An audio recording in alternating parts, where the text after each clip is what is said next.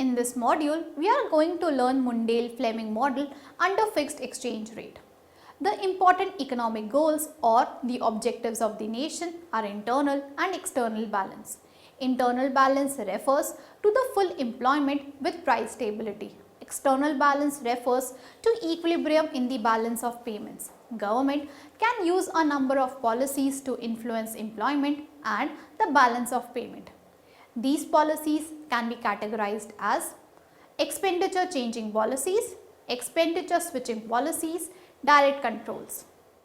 Expenditure changing policies are those that change the level of economic activity generally taken to be the level of price or the level of the GDP by managing aggregate demand. Expenditure changing policies include fiscal and monetary policies.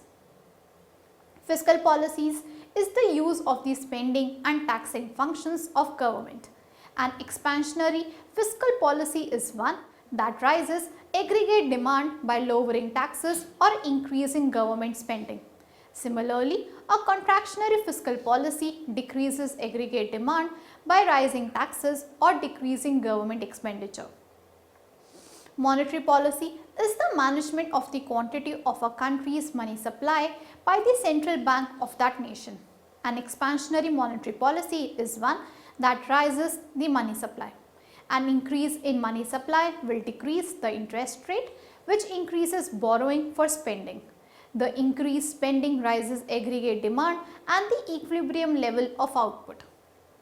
Expenditure switching policy is a change in the exchange rate.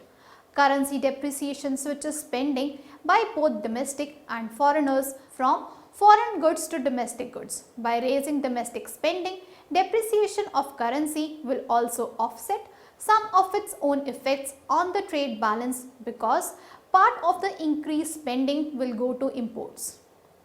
Direct controls include tariffs, quotas and other trade barriers as well as exchange controls and wage and price controls.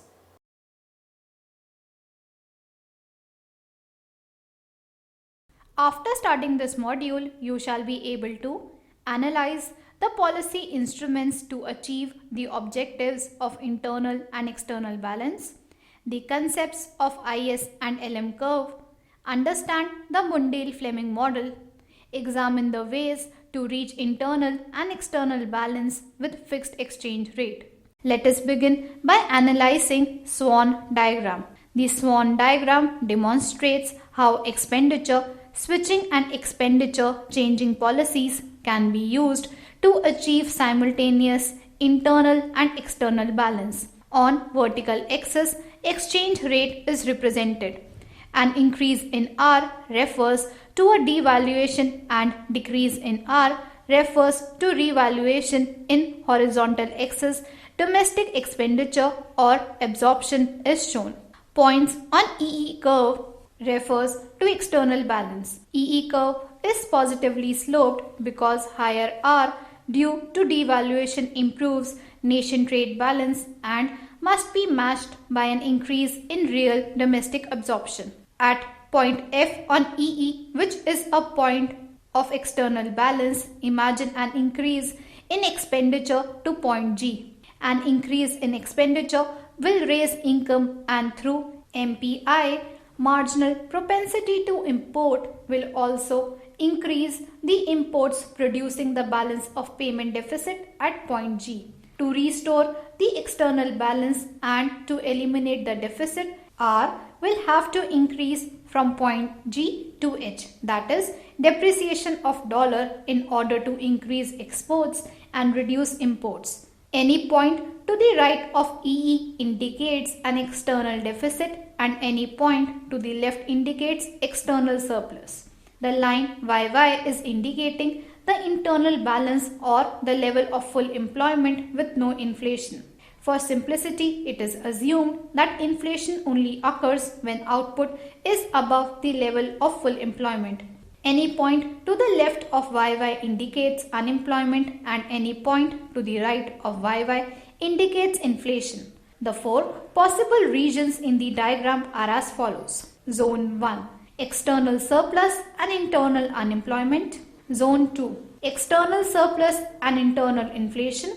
Zone 3, external deficit and internal inflation. Zone 4, external deficit and internal unemployment. At point F, there is both internal and external balance. Any other point will require an expenditure changing or expenditure switching body to achieve simultaneous internal and external balance. Consider point C, which is on EE line but below YY line. So there is external balance but unemployment.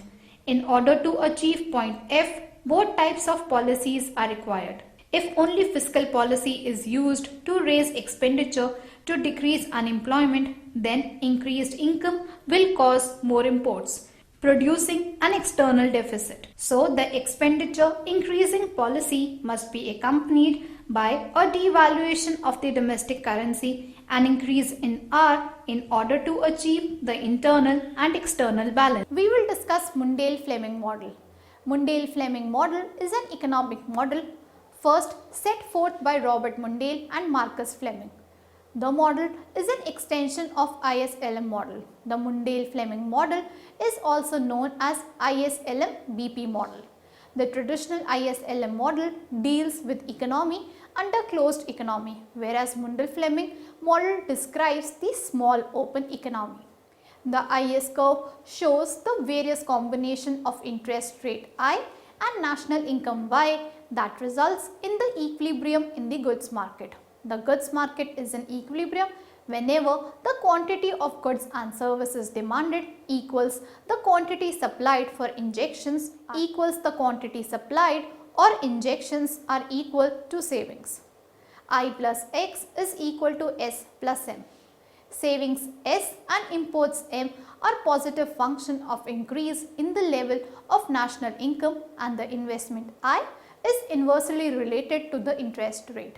The nation's export X, government expenditure G and the taxes T are taken to be exogenous. The IS curve is negatively sloped because at lower interest rates the level of investment is higher, which increases the national income and also induces a higher level of saving and imports.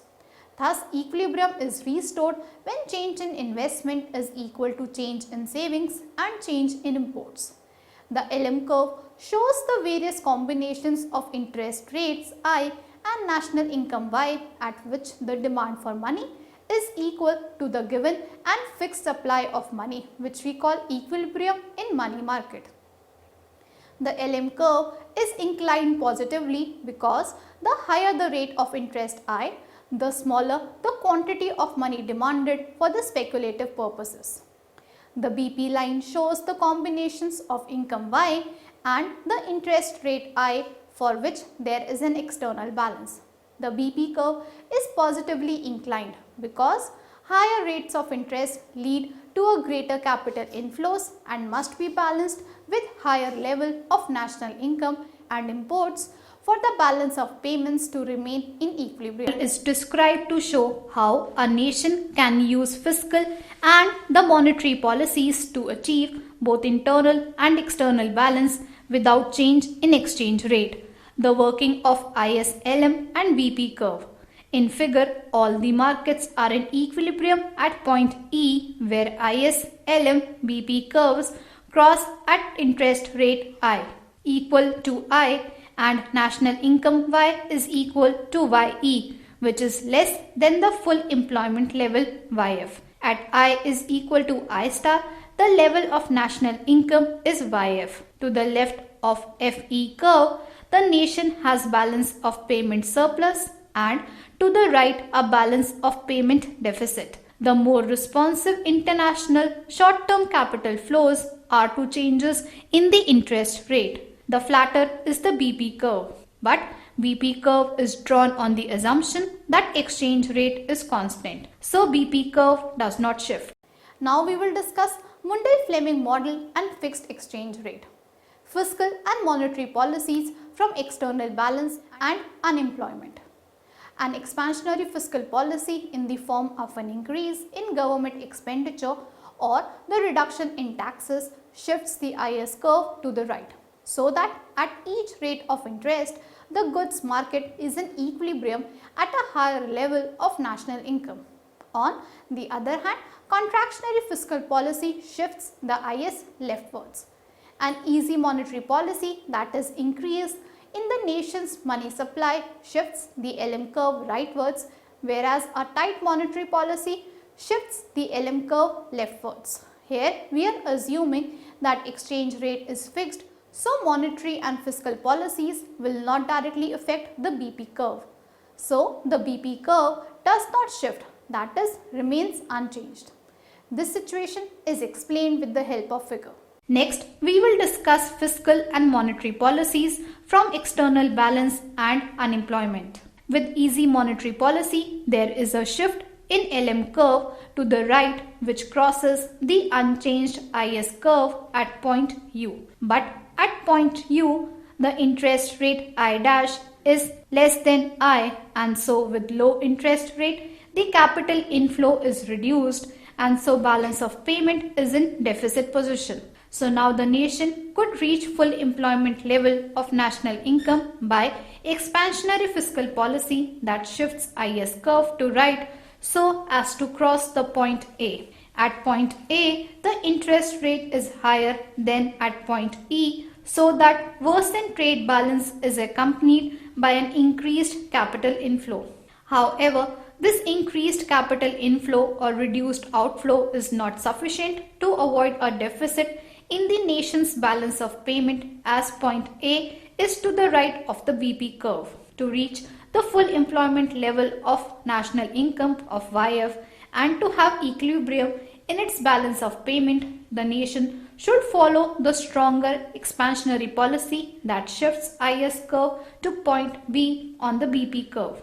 This resulted in increase in nation's interest rate to I double dash. So the two policies, that is an expansionary fiscal policy and a tight monetary policy, are required for the nation to reach internal and external balance simultaneously. Next we will discuss fiscal and monetary policies from external deficit and unemployment. A country with domestic unemployment and an external deficit can achieve both internal and external balance simultaneously with the appropriate expansionary fiscal policy and tight monetary policy. This is explained with the help of figure.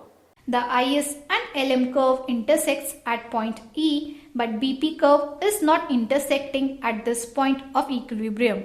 So only the domestic economy is in equilibrium at interest rate I dash and income YE. Here, the nation faces a deficit in its balance of payment position because point E is to the right of point A. Starting from the point E, where the domestic economy is in equilibrium with unemployment and a balance of payment deficit, the nation can reach the full employment level of output YF by using expansionary fiscal policy that shifts IS curve to the right to IS dash and the tight monetary policy that shifts the LM curve to the left to LM dash. Now all the three markets are in equilibrium at point F, where IS curve and LM curve cross the unchanged BP curve. So the nation achieved the external and internal balance with increased interest rate at I star. Next we will discuss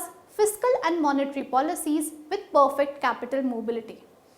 When the capital is perfectly mobile, a small change in the domestic rate brings large flows of capital. The BOP is said to be in equilibrium with the domestic interest rate equals the world rate. If the domestic interest rate is lower than the world rate, there will be large capital outflows in order to see better rates abroad. On the other hand, if the domestic rate of interest is higher than the world rate, large capital inflows would bid the domestic rate of interest down to its initial level. The policy implications of perfect mobility under expansionary monetary policy is shown in figure. In OX axis, the national income, and on OY axis, interest rate is shown. The BP curve is drawn horizontally because even the slightest change in the interest rate will lead to infinitely large capital flow. If the domestic interest rate is above OR, capital flows into the country, and if it is below OR, capital flows out of the country. Point T is the initial equilibrium level where IS, LM, BP curves intersect. This point determines the equilibrium level of income OY and the interest rate OR. Suppose point YF is the full employment income level which the economy wants to attain. The point E determines that the economy is not at full equilibrium level. If the monetary policy starts with an expansionary monetary policy, by increasing the money supply, it will shift the LM curve to LM1 which intersect the IS curve at E1 and the interest rate falls to OR1. So, it will lead to outflow of capital. Since the price of foreign exchange is fixed, the monetary authority will finance the outflow of capital by selling foreign exchange. The sales of foreign exchange will decrease the money supply and so LM1 curve will shift upward to its original position of the LM curve. Thus, monetary policy can said to be ineffective under the scenario of fixed exchange rates and perfect international capital mobility in maintaining the internal balance. The expansionary fiscal policy has the effect of raising the income level by international capital mobility, which is shown in figure. Suppose the government expenditure is increased to achieve full employment level of income OYF. This shifts the IS curve to the right to IS1 which intersects the LM curve at E1. This causes the interest rate to rise to OR1 and the income level to fall to OY1. The rise in interest rate leads to large inflows of capital from abroad. This increases the money supply with the rise in foreign reserves, thereby shifting the LM curve to the right to LM1. This LM1 intersects the IS1 at point E2 where at the fixed exchange rate full employment income level OYF is reached. So, fiscal policy by increasing the money supply raises aggregate demand, income and employment. Thus, under perfect capital mobility and the fixed exchange rates, fiscal policy is effective in maintaining internal balance rather than monetary policy. Now, let us summarize what we have learned in this module. Mundell-Fleming model analyzed the role of monetary and fiscal policies in an open economy. This model is called the Keynesian open economy model. This approach analyzes the relationship between two instruments and two targets. The two instruments are monetary policy, which is represented by the interest rate, and fiscal policy represented by the government expenditure. According to Mundell-Fleming model, the nation can achieve internal and external balance simultaneously by the appropriate expansionary fiscal policy and tight monetary policy without changing the exchange rate. With perfect capital mobility and a horizontal BP curve, monetary policy is completely ineffective and the nation can reach internal and external balance with the appropriate fiscal policy alone with fixed exchange rate.